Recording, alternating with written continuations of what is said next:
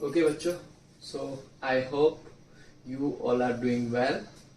जैसा कि मैंने कहा था कि मैं चैप्टर 7, चैप्टर 8, चैप्टर 9 की एक्सरसाइज लेकर आ रहा हूँ रिवीजन के तौर पर।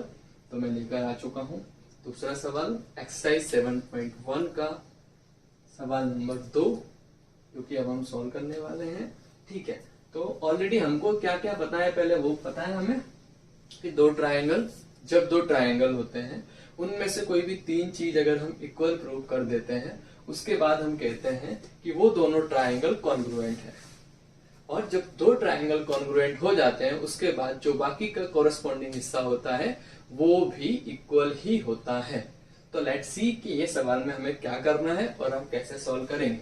ठीक है, तो सबसे पहले मैंने क्या बताया था कि कोई भी सवाल स्टार्ट करने से पहले ये जो जियोमेट्री है क्लास 9 की, चैप्टर 6, 7, 8, 9, ये चारों चैप्टर्स में हमें क्या करना है कि सबसे पहले लिखना है गिवन। सॉल्यूशन स्टार्ट करने से पहले सबसे पहले लिख लेना है गिवन। ठीक है, गिवन में क्या लिखोगे? गिवन में जो हमें दिया है, बेसिकली गिवन का मतलब क्या होता है? जो दिया हो वो। गिवन में क्या है? गिवन में एडी इक्वल है बीसी के और angle D A B equal है एंगल सी बी ए के। ये हमें गिवन है। अब गिवन के बाद हमें क्या लिखना होता है? To prove. To prove means हमें जो सवाल में सॉल्व करना है, हमें जो सवाल में प्रूव करना है। तो देखो, तुम लोग देख पा रहे हो कि हमें सवाल में क्या प्रूव करना है। हमें करना है कि triangle A B D congruent है ट्रायंगल बी ए सी के। राइट, चलो तो इस पे टाइम क्यों वेस्ट कर रहे हैं, सीधा हम प्रूफ पे आते हैं। प्रूफ पे हम क्या प्रूफ करना है? प्रूफ हमें ये करना है, सबसे पहला सवाल देखो, पहले ये प्रूफ करना है। तो पहले हम इसको लिख लेते हैं, आगे क्या है वो बाद में देखा जाएगा। पहले हमें जो दिख रहा है ना उस पे फोकस करेंगे। तो ये मैंने लिख दिया in triangle A B D and BAC.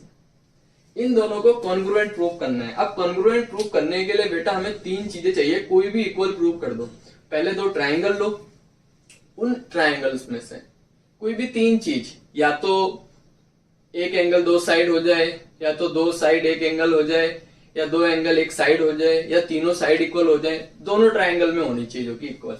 चलो ठीक है, स्टार्ट करते हैं। Angle A B D congruent prove करने के लिए सबसे पहले हमें क्या देखना है? दो ट्रायंगल ढूंढना है, उसके बाद ही कुछ होगा। ट्रायंगल के बिना तो कुछ हो ही नहीं सकता। तो पहले ट्रायंगल ढूंढो, ए बी डी। ट्रायंगल देखो, ए से शुरू करो, ए बी एंड डी। देखो ये जो मैं ड्रॉ कर रहा हूं थोड़ा टेढ़ा मेढ़ा होगा, but you will have to manage. देखो ए बी,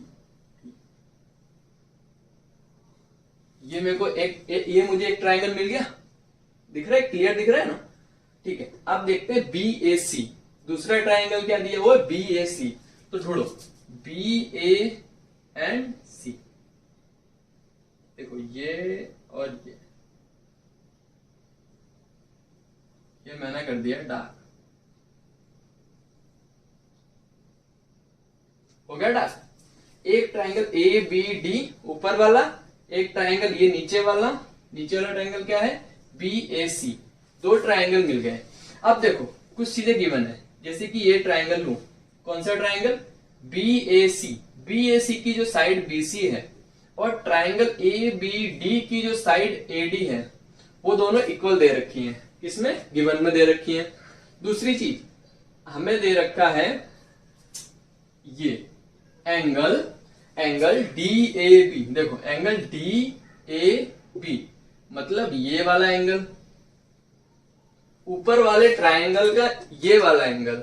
ओके, और दूसरा एंगल क्या दे रखा है? सी बी ए।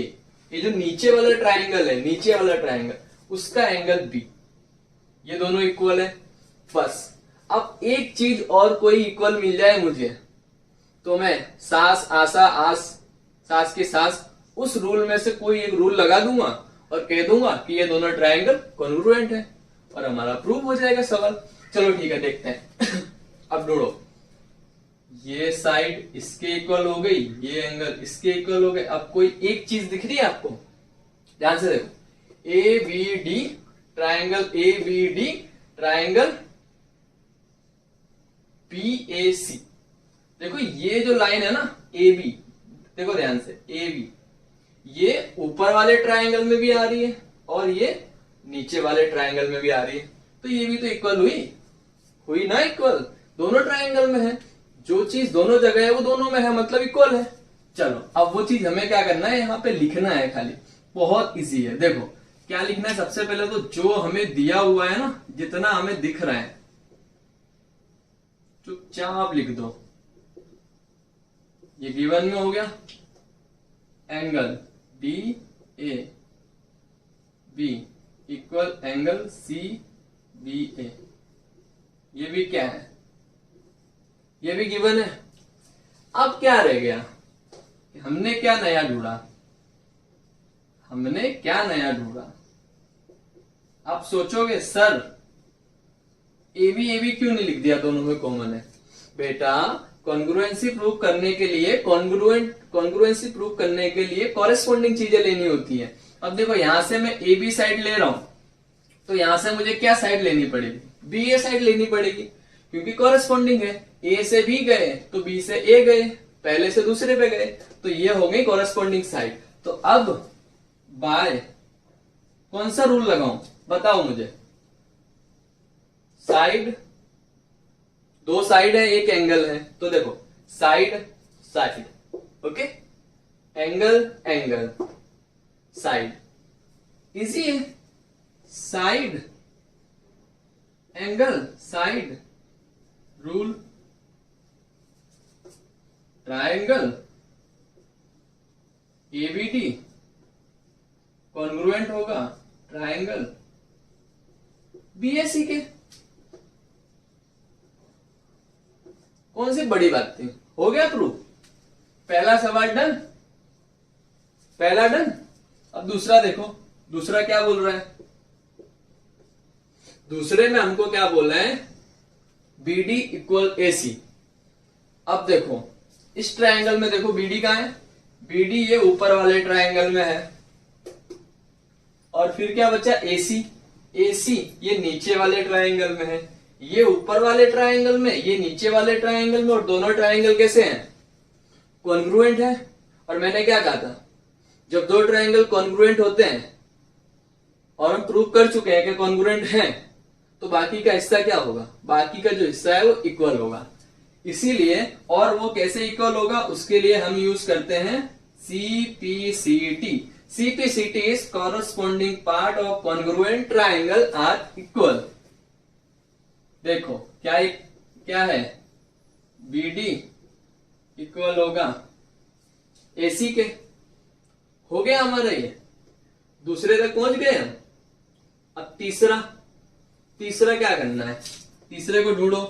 चलो थर्ड में क्या दिक्कत आने वाली पता है आपको, देखो एंगल ABD, ध्यान से देखना, ABD जो ऊपर वाला ट्रायंगल है, ऊपर वाले ट्रायंगल का ये वाला एंगल, देखो ये ट्रायंगल है ABD, इसका ये एंगल, और जो नीचे वाला ट्रायंगल है BAC ट्रायंगल का कौन सा हिस्सा है, BAC, मतलब ये वाला एंगल। ये एंगल और ये एंगल हमें कैसे इक्वल प्रूव करने, आप बताओ बेटा। ऊपर वाले ट्रायंगल में ये एंगल है, नीचे वाले ट्रायंगल में ये एंगल है, और दोनों ट्रायंगल कॉन्ग्रुएंट प्रूव कर चुके हैं। जब दोनों ट्रायंगल कॉन्ग्रुएंट प्रूव कर चुके हैं, तो उसका कॉरेस्पॉन्डिंग पार्ट कैसा होगा, इक्वल होगा। अब देख लो,